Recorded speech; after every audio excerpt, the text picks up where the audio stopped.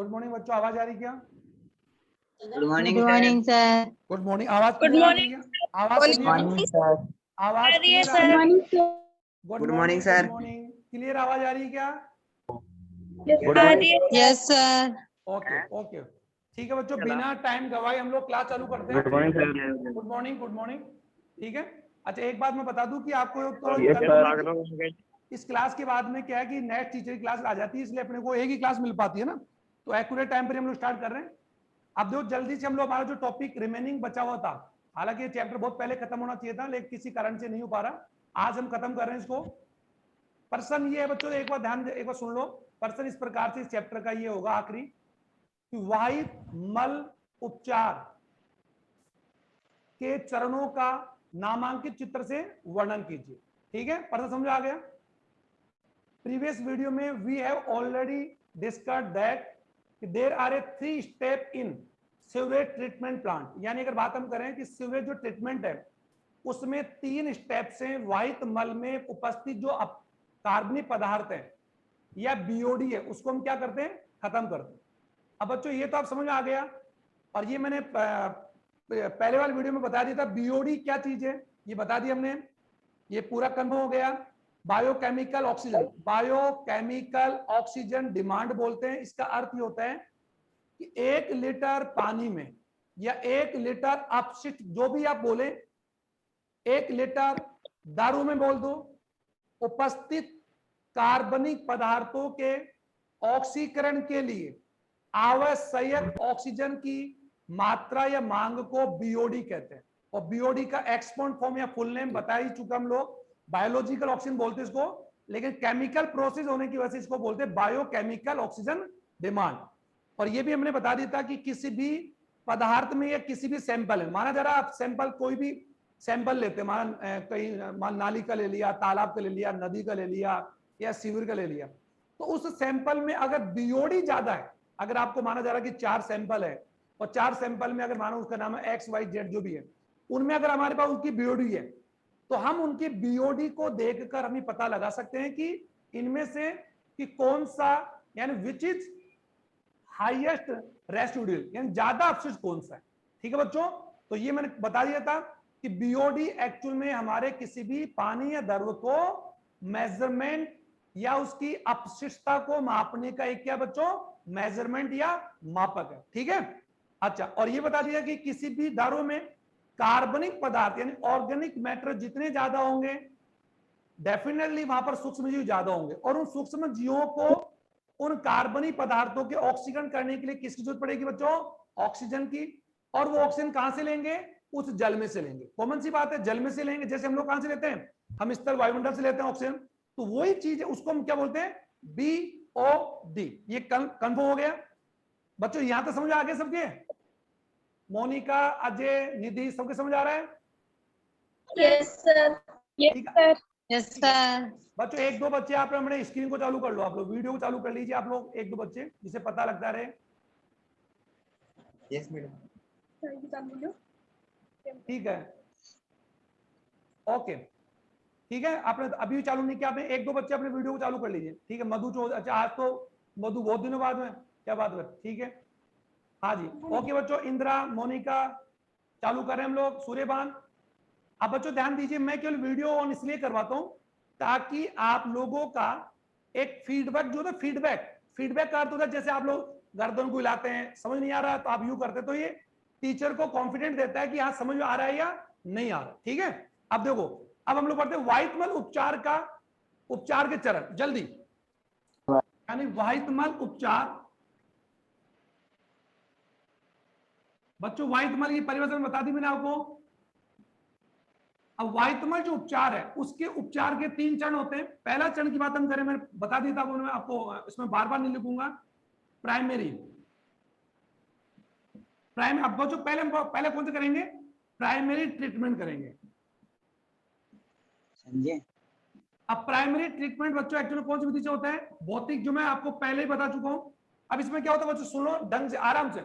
इसमें क्या करते हैं? सबसे पहले बैग में रफली डायग्राम बना रहा हूं बच्चों, रफली डायग्राम। पूजा शर्मा, 2 लड़के बैठे, 2 स्टूडेंट बैठे हैं। पूजा, दोनों 11th 12th के होंगे बच्चों आप? Yes, sir. ओके ओके ठीक है। अब ध्यान दो आप लोग, देखो इधर ध्यान दीजिए। वायुमल उपचार का प्राथमिक जो उपचार है इस चरण में करते क्या है, भौतिक विधि द्वारा करते हैं। और भौतिक विधि में क्या करते हैं बच्चों, देखो सबसे इंपॉर्टेंट बात है फिल्ट्रेशन यानी छानना। ये अपने घर में भी करते हैं बच्चों। जैसे बच्चों हम लोग आटे या सबसे पहले अनाज जो हमारे खेत में होता है हम उसको इकट्ठा करते हैं, और अनाज को बोरियों में या भंडार करने से पहले हम अनाज में पाई जाने वाली मोटी मोटी जो अशुद्धियां होती है ना बच्चों, लकड़ी की आदि की, तो अनाज को हम ऊंचे से क्या करते हैं बच्चों, बरसाते हैं ना। तो वो कौन सी विधि है, फिजिकली है। बरसाना, छानना, बिनना मतलब होता है मोटी अशुद्धियों, जैसे मिट्टी के, आपको मिट्टी के बड़े बड़े कण दिखाई दे रहे हैं, पत्थर दिखाई दे रहे हैं, तो आप उनको हाथ से उठाते हो ना, तो ये कौन सी विधि है, भौतिक। उसके बाद में फिर हम अनाज को जब पिसवाने के लिए बच्चों हम लोग आटा पिसवाने जाते हैं ना, सब जानते हैं बच्चों, हम आटा पिसवाने जाते हैं ना। Yes sir. नहीं, यस सर।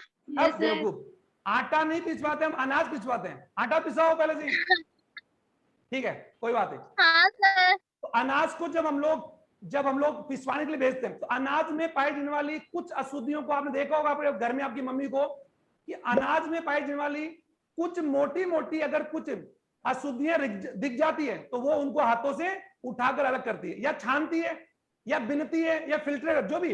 इसके बाद हम लोग उसको फिर अब चक्की में डालते हैं। फिर चक्की से जब आटा हमारे घर आता है तो हम चपाती बनाने के लिए फिर एक बार क्या करते हैं, छानते हैं। तो ये सभी तकनीकी क्या है बच्चों, भौतिक है। आप अपने घर के अंदर झाड़ू लगाते हो, कपड़ों को या अपने अलमीरा को, अपने जूतों को आप क्या झाड़ते हो ना, तो ये सारा प्रोसेस क्या है, फिजिकल, भौतिक है। अब तो समझ आ गया।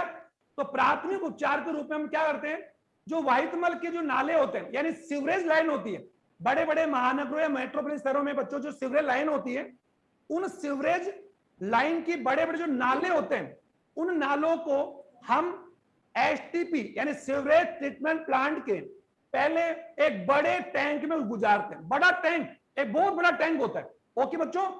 उस बड़े टैंक में गुजार कर हम उसको क्या करते हैं, फिल्टर करते हैं। उसमें कुछ जालियां लगी होती है, और जालियां लगे के साथ उसमें अंदर घुमाने के लिए एक विशेष प्रकार का सेंट्रीफ्यूगल, जैसे छाछ बनाने के लिए हम लोग बच्चों, छाछ बनाने के लिए आजकल मशीन आ गई, या छाछ को बनाने के लिए हम लोग यूं कर सकते, ये तो मालूम होगा आप लोग, रई को आदि को हम लोग उसके अंदर जो दूध है, दही है, उसके अंदर हम लोग दही को क्या भिगोते हैं, तो उसको हम लोग क्या करते हैं, उसको हम लोग उसको घुमाते हैं। तो उस प्रक्रिया को क्या बोलते हैं, अपकेंद्रण, सेंट्रीफ्यूगल। तो अपकेंद्रण के द्वारा क्या होता है, हल्की अशुद्धियां कहां जाती है, देखा हो ना आपने, मक्खन है ऊपर आ जाता है और छाछ नीचे रह जाती है। तो दही को हम लोगों ने कितने भागों में बांट लिया, 2 भागों में। तो वही प्रोसेस यहां पर है कि प्राथमिक उपचार में वायुमल में पाए जाने वाली हल्की और भारी, आराम सुने, हल्की और भारी, क्योंकि हम जानते हैं वायुमल के अंदर मानव मल भी है, औद्योगिक कचरा भी है, टॉयलेट भी है, सब कुछ उसके अंदर, मतलब पूरे शहर का गंदगी है, ओके। अब इसमें नाम क्या रहा है, क्योंकि इसमें ह्यूमन जो है, ह्यूमन स्टूल या ह्यूमन फेसेस ज्यादा है, इसलिए उसका नाम वायुमल पड़ गया, लेकिन है वो कौन, अपशिष्ट। तो जब उस वायुमल को सबसे पहले हम लोग फिल्ट्रेट या अवसादन विधि भी सुनी होगी आपने, अवसादन का अर्थ सुनोगे वैसे सेंडिमेंशन, कि जब किसी मिश्रण को किसी पात्र में जब हम लोग डालते हैं, तो देखा होगा बच्चों, बाहरी जो चीज होती है, बाहरी चीज, बाहरी पदार्थ अवसादन गति करके कहां बैठ जाता है, नीचे बैठ जाती है, देखा होगा आप लोगों ने, और हल्की चीज ऊपर तैरते रहते हैं। वो कॉमन सी बात है, जब हम छाछ या हम जब दही को बिलोते हैं, तो दही को जब बिलोने में देखा होगा कि छाछ के ऊपर क्या जाता है, मक्खन, तो मक्खन क्या है, हल्का है, और छाछ क्या है, भारी है, कॉमन सी बात है। या अगर हम पानी से भरे गिलास के अंदर बर्फ डालेंगे तो बर्फ कहां पर आ जाएगी, ऊपर, चीनी डालोगे चीनी का चली जाएगी नीचे। तो ये सब कौन सी गति है, अवसादन। तो वायुमल में 2 प्रकार की अशुद्धियां होती है, हल्की और भारी। तो बहुत सिंपल बोल रहा हूं, इसमें ध्यान दो। इसमें क्या होता है बच्चों, एक बहुत तरीका, ये आपके सीवरेज ट्रीटमेंट का नाला है, ओके। और इस नाले को हम लोगों ने, ये बड़ा टैंक है, इतना समझ लो आप लोग रफली, आप तो रफली डायग्राम समझ जाओ, फिर आपको समझ आ जाएगा, ओके। यानी एसटीपी के विषय बता रहा हूं, एसटीपी सीवरेज ट्रीटमेंट प्लांट का पहला चरण हम पढ़ रहे हैं बच्चों, प्राइमरी ट्रीटमेंट पढ़ रहे हैं। और ये कौन सी विधि से करते हैं, भौतिक। और ये कौन बच्चों, ये हमारे शहरों से आने वाली सीवरेज लाइन है, सीवरेज पाइप, सुन रहे हो क्या। अब इस सीवरेज पाइप को हमने बहुत बड़े टैंक के अंदर गुजारा। इस बड़े टैंक में जब गुजारेंगे तो कॉमन सी बात होगी बच्चों, कॉमन सी बात होगी, इसमें क्या होगा, अब इसमें क्या होगा, वाहित मल के अंदर मौजूद, इससे जब हम लोग यहाँ फिल्ट्रेट करने के लिए कुछ जालियां लगी होती है, ये इसमें कुछ जालियां होती है बच्चों, ध्यान सुनना। इन जालियों से क्या हो रहा है, जालियों के द्वारा क्या होगा कि वाहित मल में मौजूद जो बाहरी अशुद्धियां है, बाहरी, वो तो कहां बैठ जाएगी, नीचे बैठ जाएगी, ध्यान सुनना। और हल्की अशुद्धियां कहां आ जाएगी, ऊपर आ जाएगी। इसको ध्यान सुनिए, ये बाहरी अशुद्धियां कहां आ जाएगी बच्चों, नीचे बैठ जाएगी। आप समझने का प्रयास करें, मैं बार बार नहीं बोलूंगा। और वाहित मल में मौजूद हमने ये कौन सी अशुद्धि आ गई बल्कि बच्चों, लाइट। और ये कौन सी आ गई, हेवी। यानी बाहरी अशुद्धियां कहां बैठ गई, नीचे बैठ गई। कौन सी गति करके बैठ गई, सबको मालूम है, अवसादन। और ये यहां पर कौन सी गति, ये कौन सी गति कर रहे हैं, निलंबन। बच्चों ये चीज समझ आ रही है आपके यहां तक। जब पानी से भरे हुए ग्लास में मिट्टी डालते हैं तो बच्चों मिट्टी के कौन से कण सबसे नीचे बैठेंगे, जिनका आकार बड़ा होगा। तो भारी कण हल्के हल्के हल्के, देखा होगा आपके ग्लास में 3 से 4 परत बन जाएगी। देखो ढंग से, आप ये काम अपने घर में कर सकते हो आप। और ये मैं आपको बार बार बता रहा हूं कि जब भी किसी मिश्रण में, और आप जानते हो बच्चों अवसादन गति का अर्थ होता है कि हल्की और भारी वस्तु में से जो भारी कण होते हैं, वेटेड, जो लोडेड होते हैं, वो अपने गुरुत्वाकर्षण के कारण नीचे बैठेंगे और हल्की चीज ऊपर आएगी, जिसका उदाहरण मैंने अभी आपको दही का बताया। या फिर आप अपने घर में बच्चों जब हम साबुन धोते हैं तो साबुन का जब घोल बनाते हैं तो देखा होगा झाग कहां जा जाते हैं, ऊपर, और पानी कहां बैठ जाता है, नीचे। अब तो आ गया, तो झाग क्या है, हल्का, और पानी में जो मैल की गंदगी है, वसा, वो कहां बैठ गया, नीचे। तो वाहित मल को हम लोग सबसे पहले एक बड़े टैंक को गुजारते हैं प्राथमिक उपचार के लिए। ये ध्यान सुनो, प्राथमिक उपचार के द्वारा हम वाहित मल में उपस्थित हल्की और बाहरी वस्तुओं को अलग अलग करते हैं। और चलिए हम देखो, ये वाहित मल के अंदर जो बाहरी चीज है, बाहरी चीज वो अलग बैठ गई। अब ये जो बाहरी चीज, कॉमन सी बात, इससे हम बोलेंगे बच्चों प्राथमिक, यानी कॉमन सी बात है। अब ये जो आप लोगों का जो हल्की चीजें आ गई, ये हल्की जो पदार्थ है ऊपर, अब इन हल्की में क्या है, मानो मल भी आ जाएगा, कार्य पदार्थ में। तो हल्के जो पदार्थ होंगे वो इस टैंक के कहां पर आगे, ऊपर तैरने लगेगा। और इन्हें हमने क्या नाम दे दिया, प्लावी पदार्थ बोलेंगे, या फिर क्या बोलेंगे,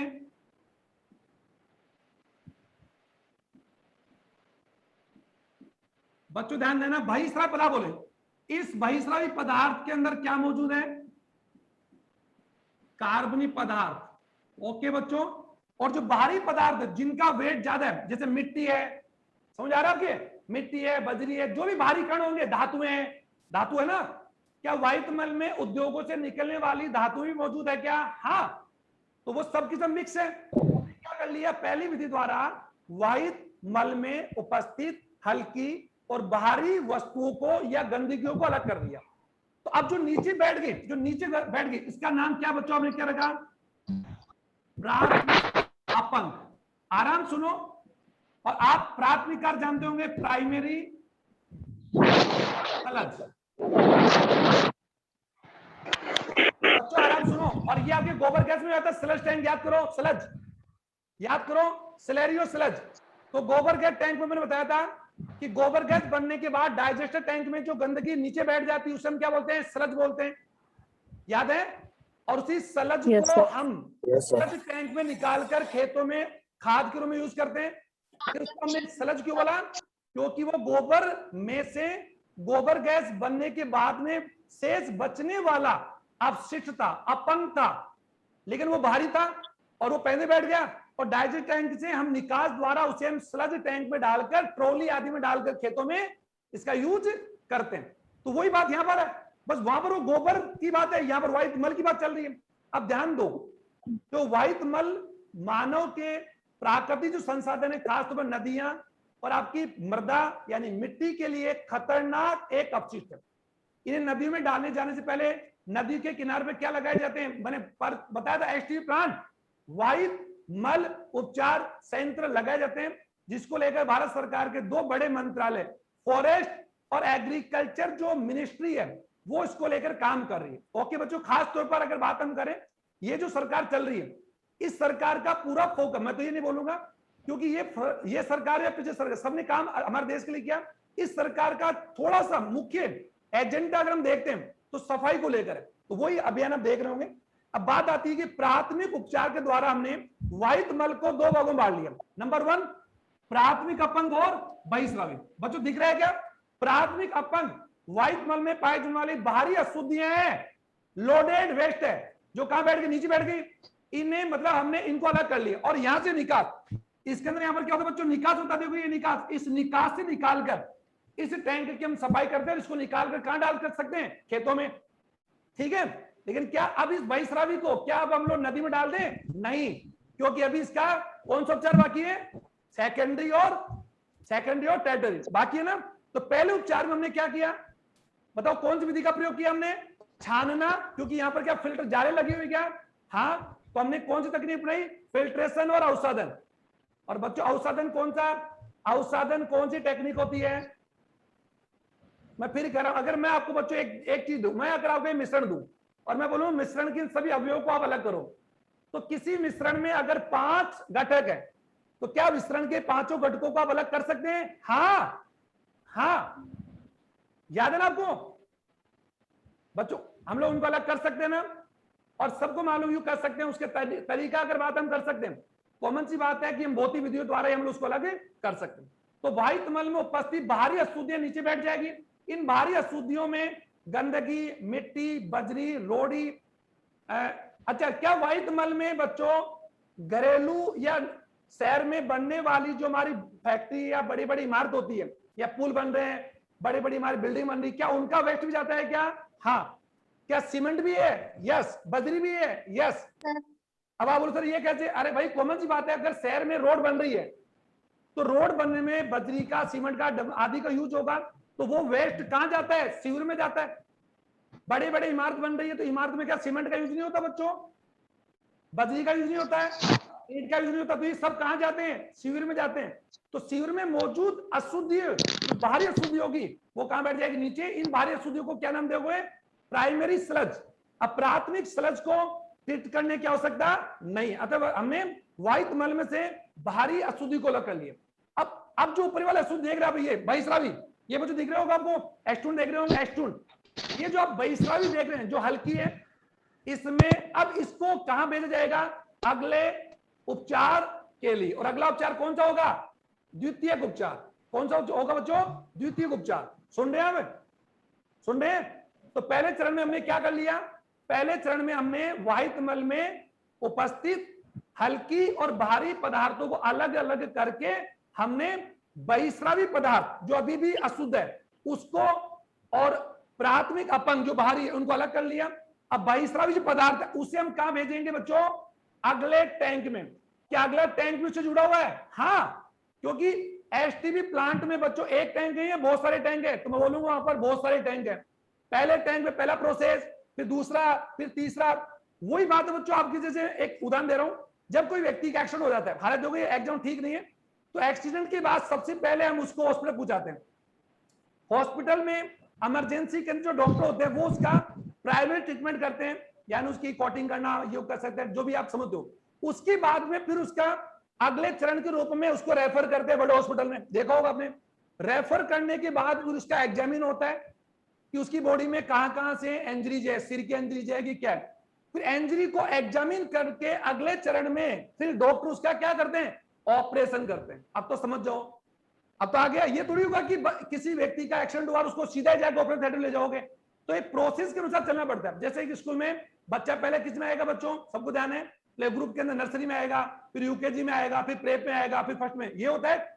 ये थोड़ी होगा कि 2 साल या 3 साल के बच्चों डायरेक्ट आप नीट का एग्जाम दिला दोगे या आरएस का एग्जाम दिला दोगे, समझ नहीं ना। तो स्टेप बाई स्टेप, तो वही स्टेप यहां पर है। प्राइमरी में हमने हल्की और भारी अशुद्धियों को अलग अलग करते, फिल्ट्रेशन, छानकर, अवसाधन तरीके से और घुमाकर, ये 3 चीजें याद कर लोगे। अब केंद्रन, फिल्ट्रेशन यानी छानना, और सेंडिमेशन यानी अवसाधन। ओके बच्चों, अब अगला, अब ध्यान दो, ये 18 में आपको हटा। अब देखो अब क्या होगा? हल्की अशुद्धि होगी, और हम जानते हैं हल्की अशुद्धि कहां जाती है? ऊपर जाती है। तो हल्की वस्तु को निकालने के लिए निकास बताओ ऊपर होगा कि नीचे होगा? हल्की वस्तु को निकालने का निकास कहां होगा बच्चों? ऊपर या नीचे? ऊपर होगा। ऊपर। ऊपर। Very good. तो यहां पर क्या होता है इस टैंक में? यहां पर निकास होता है। इस निकास यानी पाइप के द्वारा अब क्या करते हैं बच्चों?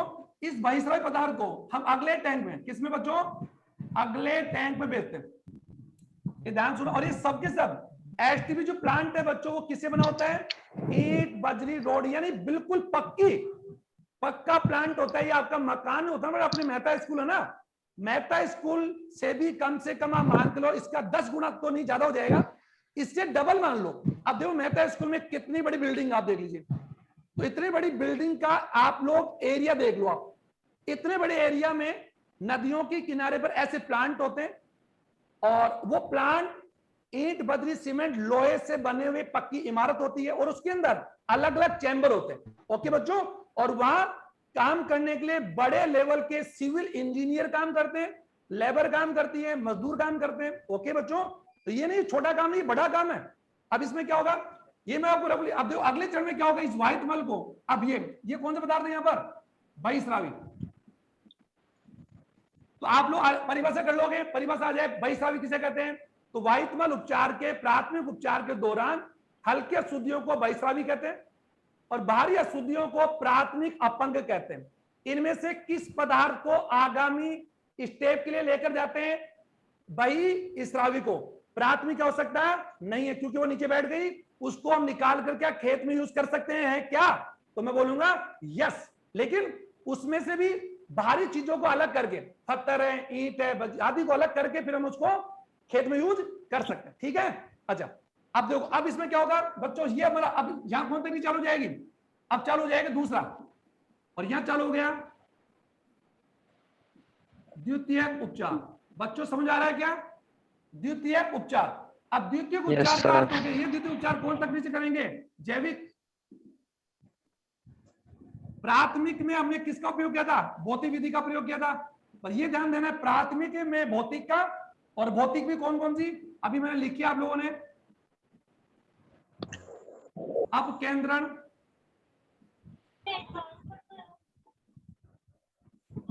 अवसाधन और छानकर। ठीक है, अब देखो, अब ये जो पहला टैंक आप देख रहे बच्चों, ये टैंक, ये मैं यहां ये एक्चुअली में कौन सा टैंक होता है बच्चों? वायवीय। ध्यान सुना, वायवीय क्यों? क्योंकि इस टैंक के अंदर देखो बच्चों, इस टैंक के अंदर जगह जगह कुछ विंडोज या कुछ जगह होती है। ये ध्यान दो, इधर से क्या प्रवेश करवाने की जगह होती है बच्चों? वायु। दिख रहा है आपको? जो ब्लैक बोर्ड पर व्हाइट बोर्ड जगह कम है, आप समझो। जैविक विधि द्वितीय उपचार में सबसे पहले बहिस्रावी को, क्योंकि यहां से जो पदार्थ हम लेकर जा रहे हैं, ये कौन सा पदार्थ बच्चों? बहिस्रावी। और बहिस्रावी में क्या ज्यादा बच्चों? कार्बनिक। तो बताओ इस कार्बनिक बहिस्रावी पदार्थ की यहां पर अगर मैं बोलूं बीओडी क्या है बच्चों? ज्यादा है क्या? हाँ, बीओडी क्या है बच्चों? ज्यादा है। क्यों है? क्योंकि बहिस्रावी पदार्थ क्या पूरी तरह से क्योर हो गया? नहीं। क्या उसमें कार्बन पदार्थ है? हाँ। क्या उसमें बीओडी अधिक है? हाँ। क्या उसका शुद्धिकरण होना बाकी है? यस। तो वही तो कर रहे हैं। तो अगले चरण में द्वितीय उपचार, सेकेंडरी ट्रीटमेंट के लिए हम बहिस्रावी पदार्थ को सबसे पहले वायवीय टैंक में गुजारते हैं। वायवीय एरोबिक। इस एरोबिक टैंक के अंदर ध्यान सुनना, वायु के निकास के लिए, वायु का झोंकों, जैसे देखो बच्चों आपने जब ईंटें बनाने की, अब चलो ठीक है बच्चों, आप लोगों ने तंदूरी का वो देखा, आपने तंदूरी भट्टी देखी या चूल्हा देखा? इन सभी में लकड़ी ईंधन को जलाने के लिए हवा का निकास का मार्ग होता नहीं होता है? होता है, ताकि हवा यानी फ्लेम बाहर निकल सके और ऑक्सीजन जा सके और वो ज्यादा फ्लेम बन सके। तो वही बात है कि इस कक्ष में, वायवीय कक्ष में बच्चों वायु को प्रवेश करवाते रहते हैं। वायु मतलब ऑक्सीजन बोलो, आप तो ऑक्सीजन मत बोलो, वायु बोलो। और वायु ऑक्सीजन है, और ऑक्सीजन का काम क्या होता है बच्चों? ऑक्सीजन का काम क्या होगा? उस वायवीय टैंक में उपस्थित, क्योंकि हम जिस, ये हटा दूं मैं, ये हटा दूं? Yes sir. भाई ये तो समझ आएगा आपके? Yes sir. अब इसमें क्या होगा बच्चों? ये जो बहिस्रावी पदार्थ, जो कार्य पदार्थ है, इस कार्य पदार्थ में जनरली एक्चुअली क्या चीज बच्चों? मानव मल है और मानव या यूं कह सकते पशु गोबर भी। अब और दोनों की बात हम करें, दोनों में ही कार्य पदार्थ ज्यादा है। ओके, अब इसके अंदर ऑलरेडी बच्चों अगर बात हम कर सकते हैं तो सूक्ष्म जीव होंगे, तो जब भी कार्य पदार्थ यहां पर आएगा तो उसकी बीओडी अधिक होगी। लेकिन इस वायवीय टैंक के अंदर जो वायवीय जीवाणु होंगे, कौन से बच्चों? वायवीय जीवाणु और कवक। ये ध्यान से सुनना एक बार, वो यहां पर क्या करेंगे? इन कार्बनिक पदार्थों का लगातार यहां पर क्या करेंगे बच्चों? ऑक्सीकरण करेंगे। एक बात लेकिन यहाँ पर सबके सब जीवाणु कौन थे? वायवीय। और ये वायवीय जीवाणु क्या करेंगे? इस वायवीय टैंक में मौजूद जो कार्बनिक पदार्थ हमने यहाँ पर डाला, इसमें मौजूद कार्बनिक जो पदार्थ है, कौन से पदार्थ बच्चों? लाइक अपचित कार्बोहाइड्रेट, अपचित वसा, अपचित प्रोटीन। सुन रहे हो क्या? इन सभी कार्बनिक पदार्थों का वायवीय जीवाणु कवक क्या करेंगे? ऑक्सीडेशन करेंगे। और ऑक्सीडेशन करके बच्चों सीधी सीधी बात है, मैं यहाँ एक समीकरण लिख रहा हूं, तुम्हारे साइज समझ आ जाएगा।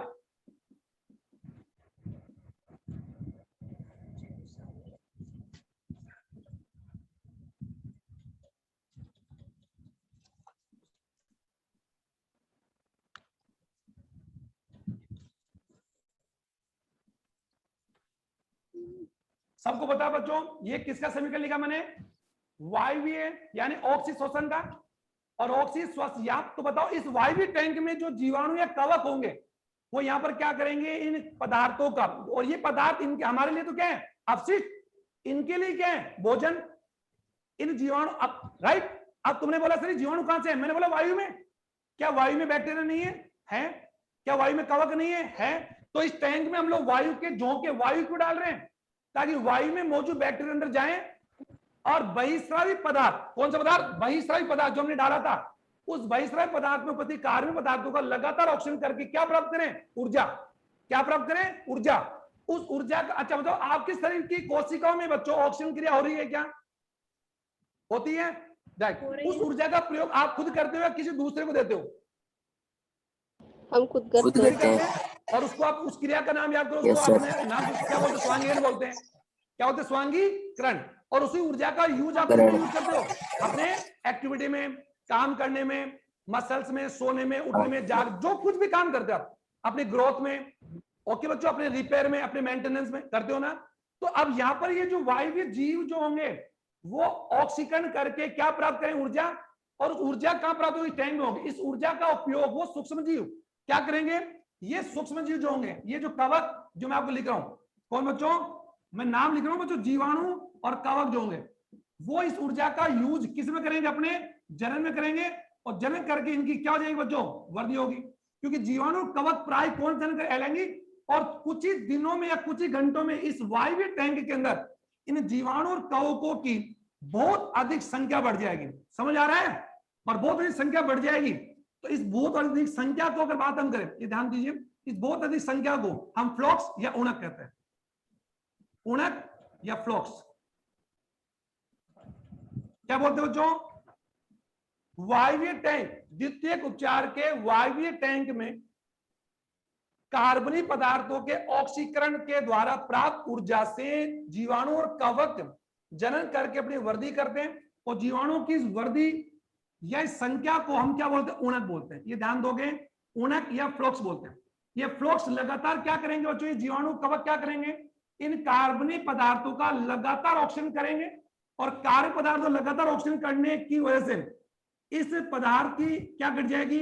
बीओडी क्या हो जाएगी बच्चों? घट जाएगी या कम हो जाएगी। अरे समझ आ रहा नहीं? आ रहा है? आ रहा नहीं है यहाँ तक मधु? Yes sir. तो अब बात आती है कि जीवाणु कवक लगातार, क्योंकि आने वाले पदार्थ का नाम क्या था बच्चों? बहिस्रावी। उस बहिस्रावी पदार्थ को हमने कौन से टैंक में गुजारा? वायवीय। तकनीक कौन सी है? द्वितीयक उपचार। और द्वितीयक उपचार में हम किसका उपयोग करें बच्चों? सूक्ष्म जीवों का। ये रहा देखो, और मैंने बता दिया बिना, और ये कौन से बैक्टीरिया हो सकता है? सूडोमोनास हो सकता है। सूडोमोनास हो सकता है। समझ आ रहा है आपके? सूडोमोनास बैक्टीरिया हो सकते हैं, बैसिलस हो सकते हैं, फंगस, एसिडोमाइसिस हो सकते हैं, ये बैक्टीरिया हो सकते हैं वायु, लेकिन सब वायु होंगे। क्यों? क्योंकि इन सभी ऑक्सीजन की उपस्थिति में कार्बनिक पदार्थ, और ये कार्बनिक पदार्थ कौन? वायु मल में उपस्थित, जो बच्चों ये हमारे लिए तो अपशिष्ट है मानव के लिए, और इनके लिए क्या है? भोजन है। देखो ये अलग अलग बात है। जो पादपों का अपशिष्ट हमारे लिए अमृत है, जंतु का अपशिष्ट हमारे लिए अमृत है। जैसे कि मधुमक्खी का शहद, उसका गार्बेज अपशिष्ट हमारे लिए वो एक्चुअली में कौन है बच्चों? एक कंप्लीट फूड मटेरियल। सब जानते हैं honey is a complete food. सब जानते हैं क्यों? क्योंकि हनी में carbs, protein, fats, minerals, vitamins and water सभी पाए जाते हैं। इट इज, तो we can say honey and milk is a complete food matter. ये ध्यान दोगे, दूध और शहद कितना इंपॉर्टेंट है। अब बात आती है कि कुछ जो हमारा अपशिष्ट फसल या पादपों के लिए अमृत है क्या? यस बच्चों, उनका पादप अवशिष्ट, क्योंकि जो पादप द्वारा बनाए गए फल जो होते हैं बच्चों, वो फल पादप के लिए उपयोगी नहीं है। ये ध्यान से सुनना। फल, क्या कभी आपने टमाटर के पेड़ को टमाटर खाते हुए देखा?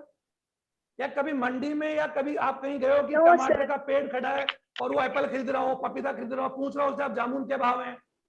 कभी देखा आपने? No sir. क्योंकि बच्चों वो उनके लिए अवशिष्ट है, हमारे लिए वो है। तो कॉमन जब प्रकृति ने देखो हर किसी घटक को किसी दूसरे घटक के लिए बनाया, और इसलिए बोलते हैं कि प्रकृति एक ऐसी, यूं कह सकते हैं कि प्रकृति का एक ऐसा जाल है जिसे समझ पाना बड़ा टिपिकल है। ओके, लेकिन इतना तो समझ में आ गया हमारे, इतना तो हम सब समझते हैं, हम सभी अनाज खाते हैं, घास नहीं खाते हैं। इतना समझ हम समय कि प्रकृति के साथ कभी भी छेड़छाड़ नहीं करनी चाहिए, और मानव प्रकृति का सबसे बड़ा दुश्मन और सबसे बड़ा दोस्त है।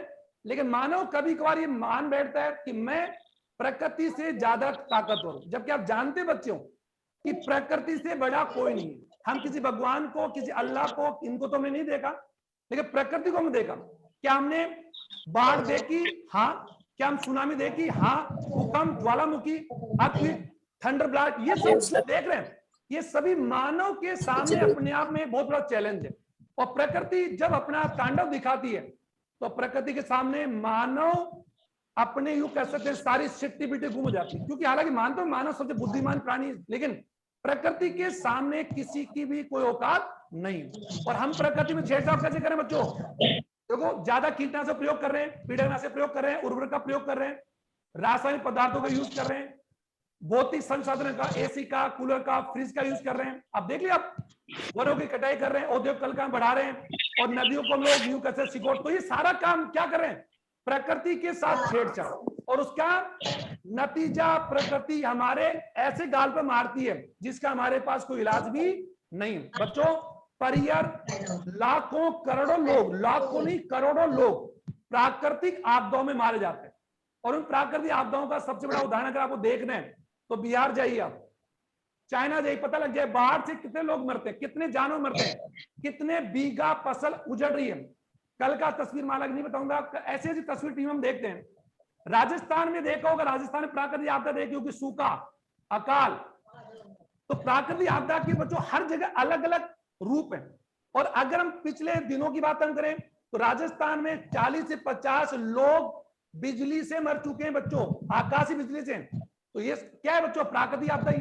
खैर, हम आगे बढ़ते हैं, ज्यादा टाइम खराब ना करते हुए मैं आपको पॉइंट वहां पढ़ाता हूं। तो वायवीय टैंक में कार्बनिक पदार्थ का लगातार ऑक्सीकरण होने से सूक्ष्म जीवों अपनी वृद्धि करते हैं, और सूक्ष्म जीवों की वृद्धि या समूह को हम बोलते हैं बच्चों ऊणक बोलते हैं। ये ध्यान सुनना, ऊणक, ऊणक, ऊणक या फ्लोक्स बोलते हैं। ओके, और ये फ्लोक्स और कोई नहीं बच्चों, ये फ्लोक्स ऐसा है जैसे, फ्लोक्स ऐसा है बच्चों, आवाज नहीं, फ्लोक्स ऐसा है जैसे दूध को जमाने के लिए हम पहले से बनी हुई छाछ का यूज करते हैं। क्या छाछ का यूज करते हैं? क्योंकि छाछ में, हाँ सर, छाछ में एलएबी बैक्टीरियाओं का समूह है। क्या? हाँ। तो जैसे छाछ का या दही का यूज हम नए दही को जमाने में करते हैं, जिसको हम लोग अपनी भाषा में बोल सकते हैं इनोकुलम बोलते हैं, इनोकुलम बोलते हैं, निवेशक बोलते हैं। वैसे ही यहाँ पर क्या होगा? वायुमल उपचार के अंदर ये जो फ्लॉक्स है या ऊणक है, ये हमारे आगामी चरण में काम आएगा। अच्छा, अब बच्चों ध्यान दो, अब यहाँ पर क्या होगा? लगातार वायु अपघटन होने का, लगातार वायु अपघटन होने के बाद में अब इस पदार्थ, आवाज नहीं बच्चों, आवाज नहीं, अब इसको, अब उधर जगह नहीं है, मैं इधर ले रहा हूँ, इधर ले रहा हूँ। अब इन पदार्थों को अपघटन हो गया, अपघटन के बाद घटी। अब इस पदार्थ को आगामी चरण के लिए, आगामी चरण के लिए हम अगले टैंक में, कौन से टैंक बच्चों? अगले टैंक को गुजारते हैं। और अगला टैंक कौन सा होता है? अवायवीय। ध्यान सुनना, अवायवीय। अब बच्चों, जिन पदार्थों का, यानी जिन कार्बनिक पदार्थों का ऑक्सीकरण इस वायवीय टैंक में नहीं होता, शेष बचे हुए का ऑक्सीकरण करने के लिए अब हम उसे कौन से टैंक में गुजारते हैं? अगले टैंक में। और अगला टैंक कौन सा बच्चों? अगला टैंक कौन सा है? अवायवीय। अब बच्चों ध्यान दो, यहाँ पर क्या होगा? यहाँ पर जब कॉमन सी बात है, ये जो पदार्थ यहाँ पर होगा, इस पदार्थ को हम लोग क्या बोलेंगे? जो पाचन या अपघटन के बाद जो पदार्थ बचे उसे क्या बोलेंगे? सक्रिय अपंग, एक्टिवेट।